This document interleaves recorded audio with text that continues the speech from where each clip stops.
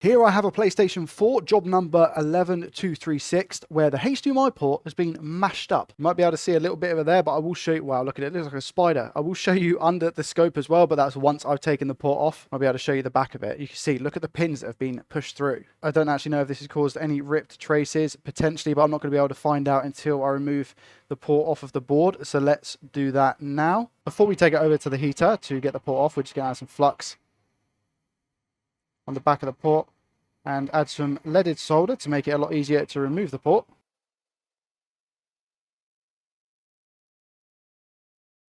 Doesn't actually need to be too much, because when we heat the board up it should all melt it anyway. Just put a ton of flux just here, just get the iron in if we can, and again just flood it.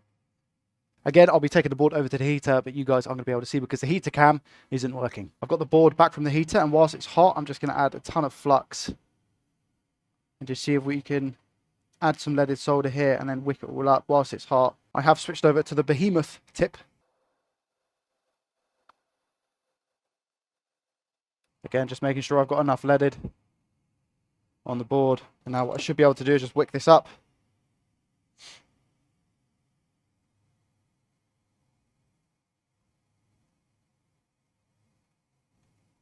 Okay, that's good. Right here.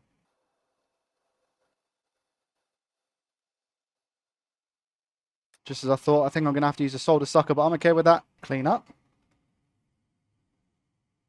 Isopropyl alcohol and a cotton swab. Very surprisingly as well, no torn pads. And just as I promised, this is the port itself. Would you look at that?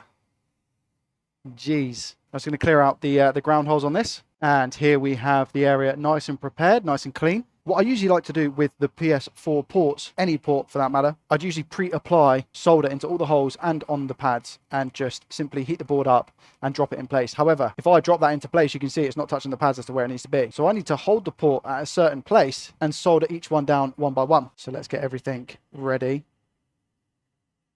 Put a bit of flux there. And like I said, I'm going to have to push down and pull the port almost using the board over this way. It's not going to be pretty to start with because I just need to get the port on and then I can tidy up in a second. I'm going to go with some more solder. Now I swap tips and zoom in to make my life a little bit easier, and I should be able to just sort out all of the solder that's on here just by dragging it across the pins. Just like this. There we go. I'm just going to run it back and forth using the solder that I've got over here, just to make sure every single pin is soldered. And just keep cleaning my iron and just rinsing and repeating. Dragging it back and forth. It's a very therapeutic way to do a port swap in my opinion. And just one final love tap, just to make sure.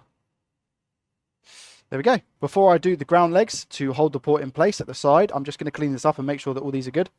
Isopropyl alcohol and cotton swab. Just get all that flux out. Tilt the board up to see if we have any bridges. And on the right hand side here, that looks like it's plastic, but I will confirm just by lifting this up. Oh, it might even be flux, you know. I think it is. I think it's just flux. Okay, fine. Yeah, that looks really, really good. Now if I just run my tweezers over each pin, every single one seems fine. And if we want to triply check, we put our multimeter into continuity mode and we see if we have any bridges.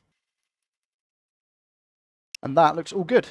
And now again with the flux, these are the ground holes. We just need to make these nice and stable and secure. Grab our behemoth soldering iron again, and I'm going to plant it on both of these. I believe the bottom one's pushed through, but I don't think this top one has. So I'm just going to try and get it to push through, which I think now it has successfully. Just do the exact same. Make sure it's gone through, which as you can see down here, the solder has flowed through the ground holes. Nice, secure, strong connection.